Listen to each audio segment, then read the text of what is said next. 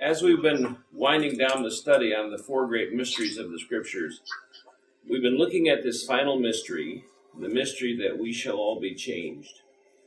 Last week, we looked at the last step in that change, the observation that in the end, not only does our mortal put on immortality, our corruptible put on the incorruption, and the perishable put on the imperishable, but that we also receive a new name. And that new name is given to us by God, which is talked about in Revelation 2, verse 17. It's a new name which is written on a white stone. We talked about this last week. Given like a passport with a unique name, your family name, which is the name of God, and your address, which is the New Jerusalem. This is referred to in Revelation 3, verse 12. And it's given with the symbol of the hidden manna, which we talked about is the symbol of God's perpetual grace. And that this identity is unique. It's a name which no one knows except the one to whom it has been given. That no one knows the name except the one who receives it suggests that the uniqueness of this identity is rooted in the fact that no one knows but you and God what it is that you've been through. No one knows but you and God what is your unique trials, your unique sorrows, your unique joys, your unique triumphs. No one knows that except you and God. And God gives you a name which is uniquely tied to the circumstances of your life. And it comes with just the right amount of God's perpetual grace, the hidden manna, which was in the Ark of the Covenant, the very throne and presence of God. Today, I'd like to look at the name that never changes, and that is the name of God.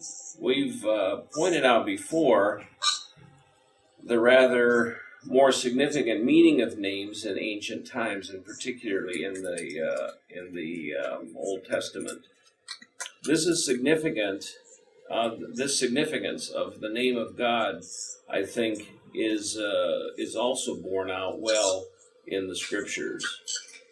The first time that God identifies himself with a name is found in Exodus chapter 3. And Moses, you recall, is in the wilderness. He's been in the wilderness for 40 years, and he's been attending the sheep of his father-in-law Jethro. Moses is here because he has fled from Egypt after killing the Egyptian in an ill-advised attempt to begin an insurrection to deliver God's people from bondage. So in Exodus chapter 3, we see where the name of God is introduced. I want to just read this passage for you. Now Moses was pasturing, Exodus 3, verse 1, the flock of Jericho, his father-in-law, the priest of Midian, and he led the flock to the west side of the wilderness and came to Horeb, the mountain of God. There's a lot of things to talk about here, but I'm going to skip over some of them, at least for today. We may draw it in. But the Mount of Horeb is the same place where God eventually gives Moses, when the Israelites come into the wilderness, the Ten Commandments. So this is a significant place.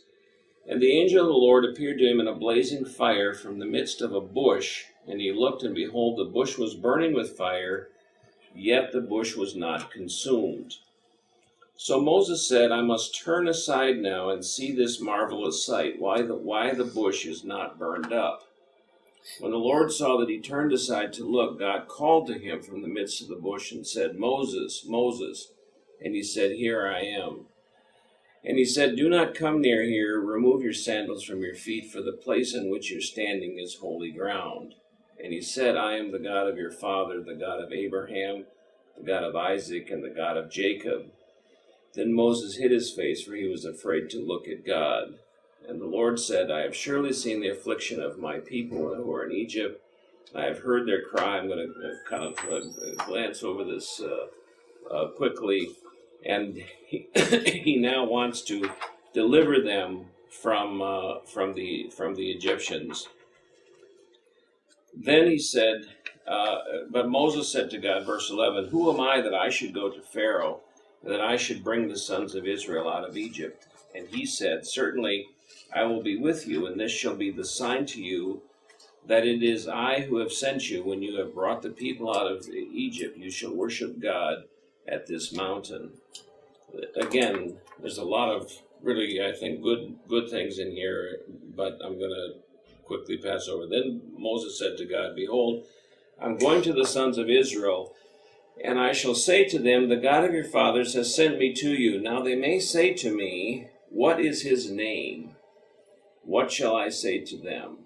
And God said to Moses, "I am who I am." And he said, "Thus shall you say to the sons of Israel, the I am has sent me to you." He then goes on to talk about how this thing will unfold and how the emancipation of his people will take place. While there are many aspects of this story surrounding the name of God, which I hope we'll deal with over the next few weeks or maybe the next several weeks, I want to focus today on this symbol of the burning bush. And I want to ask the question, what is the significance of this burning bush as it relates to an understanding of the name of God?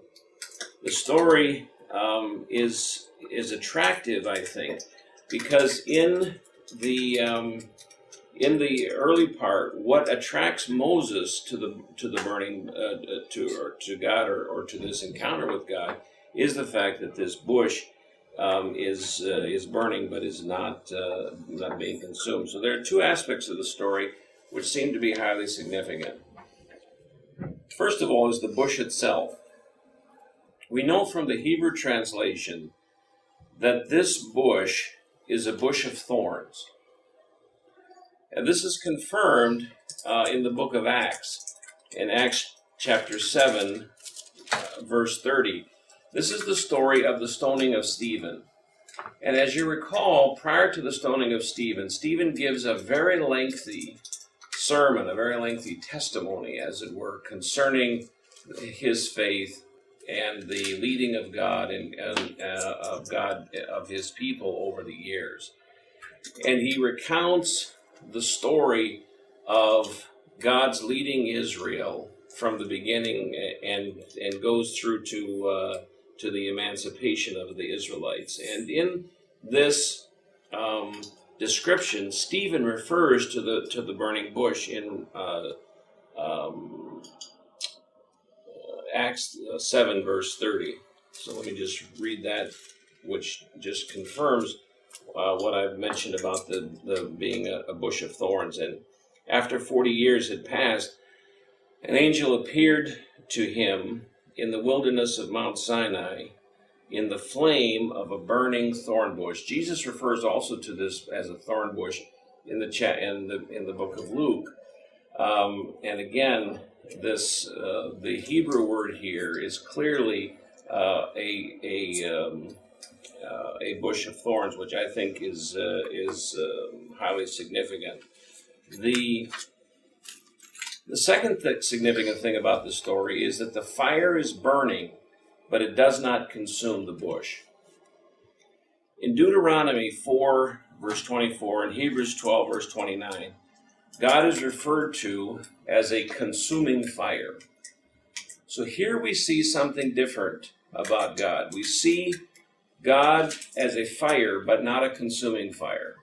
This is something I think, again, of some significance to understand. So the question is, why does God pick this symbol to express his name? A thorn bush engulfed in flames, but not burning up, indicating that the fire is not dependent upon a source for its life. All fire should be dependent upon something for its life, some organic material. And here we see that the fire is not dependent upon something for its life. I think, again, this this non-consuming fire, this fact that this bush is a bush of thorns, has some great significance.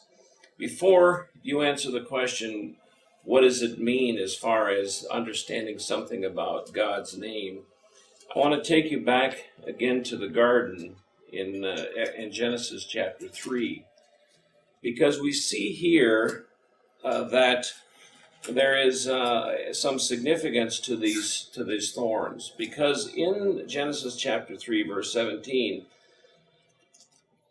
God says to Adam, "Because you have listened to the voice of your wife, and you have eaten from the tree of which I have commanded you, saying, you shall not eat from it, cursed is the ground because of you. You shall eat of the plants of the field. By the sweat of your face you shall eat bread, and you shall return to the ground, because from it you were taken, for you are dust, and to dust shall you return."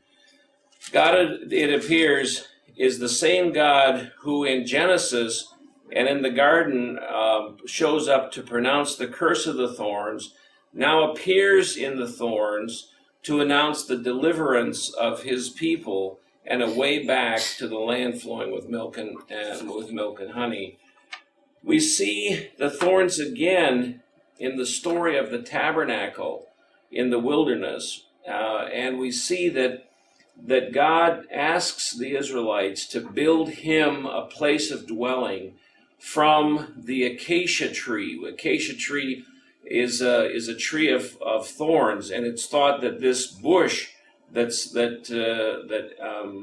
Moses sees burning here is likely an acacia bush. Acacia wood is a wood from which both the Ark of the Covenant is made, as well as the tabernacle is made. And yet, what happens is this thorn bush is covered with gold, which I think may have some significance for our understanding. In both cases, this wood, which is a durable, very hard wood, is taken, and its thorniness is covered with gold.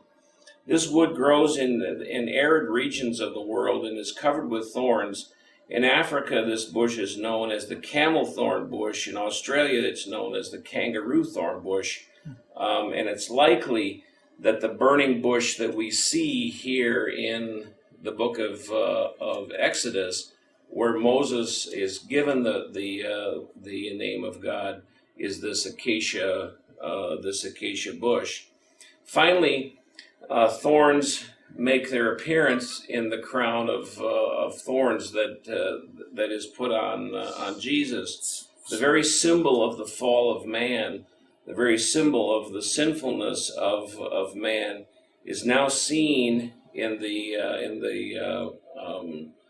crucifixion story as surrounding the mind of God, and the skull of the Redeemer is surrounded by the thorns of sin at Golgotha, which is the place of the skull. I think these are in my mind at least, fairly significant pieces of the story.